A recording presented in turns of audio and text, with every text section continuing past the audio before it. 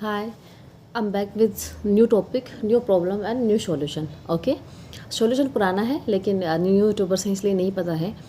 तो यहाँ पे टॉपिक है कि हम व्यूज कैसे बढ़ाएं. ठीक है. अब जब हम कुछ डिस्कस करने बैठते हैं यूट्यूब के बारे में, ठीक है, तो सब चीज़ें जो हैं, ठीक है, सब जो टर्म्स हैं वो एक दूसरे से रिलेटेड है. अगर आप एक टर्म की बात करते हो तो दूसरा टर्म अपने आप आ जाता है. जैसे आप व्यूज़ की बात कर रहे हैं तो यहाँ पे इंप्रेशन की भी बात होगी, यहाँ पे CTR की भी बात होगी, आपके कंटेंट की भी बात होगी. तो सब चीज़ें एक दूसरे से रिलेटेड हैं. अगर आप रिलेटेड करके ही इन चीज़ों को समझते हैं तो ही आपको समझ में आएगा. लेकिन हम इन सब के बारे में एक साथ इस वीडियो में बात नहीं करेंगे क्योंकि वीडियो लंबा होगा. तो जितना ज़रूरत होगी, ठीक है, हम उसी तरीके से उतनी उन चीज़ों के बारे में बात करेंगे. तो फर्स्ट ये हम डिस्कस कर रहे हैं कि व्यूज़ कैसे बढ़ाएं. ठीक है. तो व्यूज़ बढ़ाने के लिए आपको, अगर मैं ओवरऑल कहूँ, तो आपको कंटेंट अच्छा करना है. ठीक है. कंटेंट आपको अच्छे कंटेंट पे आपको वीडियो बनाना है. आपका कंटेंट अच्छा होना चाहिए. ओवरऑल आपको व्यूज़ मिलेंगे, लेकिन कंटेंट लोगों तक पहुँचे तो सही. पहुंचने से पहले हम मिस्टेक कर देते हैं. और पहुंचने का मतलब ये है कि यूट्यूब आपके वीडियो को लोगों तक पहुंचाए. तो उसको पहुंचाने से पहले ही हम कुछ मिस्टेक्स कर देते हैं कि यूट्यूब लोगों को नहीं भेजता है अपने वीडियो. और उसको हम क्या कहते हैं, इम्प्रेशन. ठीक है. यूट्यूब जब लोगों को अपनी वीडियोज़ भेजता है और जो अपने YT स्टूडियो पे जो इम्प्रेशन दिखाता है वो वही होता है कि यूट्यूब ने इतने लोगों को आपका वीडियो भेजा है. लेकिन यूट्यूब वो बंद कर देता है. यूट्यूब खुद से तो ये सब बंद करेगा नहीं. ठीक है. तो हमसे उसके जो यूट्यूब के कुछ रूल्स रेगुलेशंस हैं वो क्या वायलेट हो जाते हैं. कभी जानबूझ के, कभी अनजाने में, जाने में. ये क्या हो जाता है कि हमसे रूल्स रेगुलेशन वायलेट होते हैं और उसके वजह से यूट्यूब उनको भेजना बंद कर देता है. ठीक है. तो अब ये दो कंडीशन में हो सकता है कि आप पहले से वीडियोज़ बना रहे हैं, आपके वीडियोज़ पे अच्छे खासे व्यूज़ आ रहे थे, लेकिन अचानक से आपके व्यूज़ आने बंद हो गए हैं. व्यूज़ नहीं आने का मतलब यही हुआ ना कि यूट्यूब ने वीडियोज़ भेजना बंद कर दिया है. ठीक है. इंप्रेशन देना बंद कर दिया है. तो इसका मतलब क्या हुआ कि आप कुछ मिस्टेक्स कर रहे हैं. या हो सकता है कि आपने अभी अभी चैनल स्टार्ट किया हो, महीना 2 महीना आप स्ट्रगलिंग हो, महीना 2 महीना हो गया, आप अच्छा कंटेंट भी डाल रहे हैं लेकिन फिर भी व्यूज़ नहीं आ रहे हैं. तो उसके लिए भी फिर आपको क्या करना है, इंप्रेशन बढ़ाने के लिए आपको फिर अपने या तो कंटेंट पे और आपको ध्यान देना है, या फिर आपको क्या करना है कि आप कुछ मिस्टेक्स कर रहे हैं, जाने अनजाने आप मिस्टेक्स कर रहे हैं जो आपको पता नहीं है. तो मैंने उसके लिए एक वीडियो बनाया है कि जाने अनजाने हमसे कुछ मिस्टेक्स हो जाती हैं, रूल्स रेगुलेशन वायलेट होते हैं. उसके वजह से यूट्यूब क्या करता है, लोगों को हमारे वीडियोज़ नहीं भेजता. इंप्रेशन इसलिए हमारे कम आते हैं. अगर इंप्रेशन कम होंगे, ठीक है, तो व्यूज़ भी कम होंगे. तो आप वो जो मिस्टेक्स हैं उनको थोड़ा अवॉइड करेंगे तो आपके इंप्रेशंस बढ़ेंगे. लेकिन यहाँ पे जो मैं जिस मिस्टेक की बात कर रही हूँ, क्योंकि मैंने 5 या 6 मिस्टेक्स जो मैंने एक वीडियो में डिस्कस कर लिया है कि ये हमें मिस्टेक्स नहीं करनी चाहिए. ये जो मिस्टेक है मैंने कल ही की है और कल ही मुझे इसका रिज़ल्ट मिला है.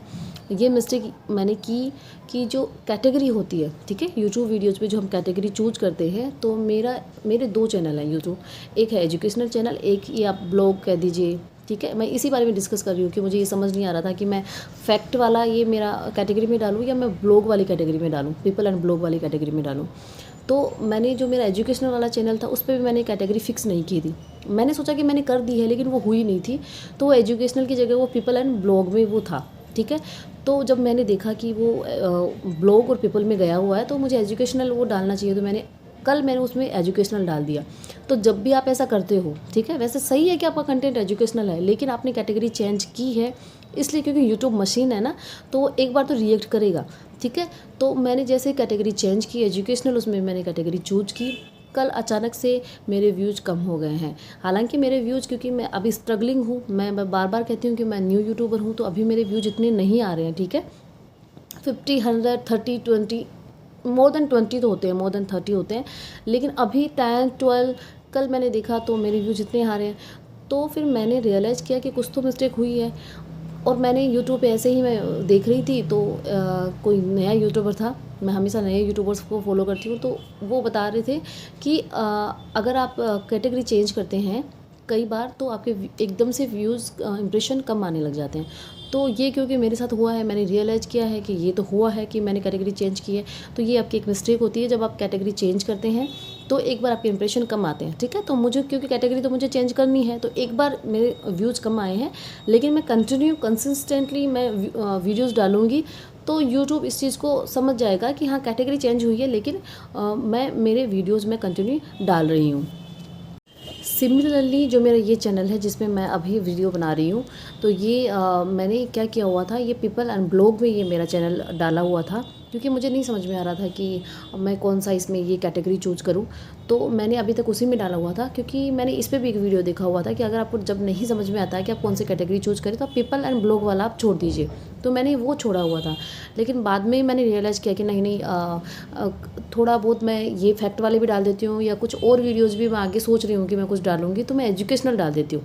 ठीक है, जब हम रैंडमली किसी फैक्ट की बात करते हैं तो हम उसमें उसको हम एजुकेशन में डालते हैं। ठीक है, तो मैंने उसकी कैटेगरी कल दोनों की मैंने साथ में कैटेगरी चेंज की, इसकी भी मैंने एजुकेशनल कर दी।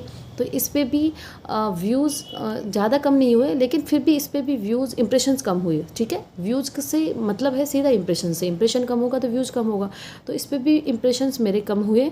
तो मुझे ऑटोमेटिकली पता चल गया कि मैंने कैटेगरी चेंज की है, और एंड ड्यू टू दैट ये क्या हुआ है, उनकी वजह से ये मेरे इंप्रेशंस कम आए हैं। तो ये अगर आपने मिस्टेक की है तो ये कुछ दिन के लिए हो सकता है कि आप इंप्रेशन कम आए, लेकिन आपको कंसिस्टेंसी रखनी है, वीडियोस डेली अपलोड करने हैं, एंड कंटेंट पे आपको ध्यान देना है।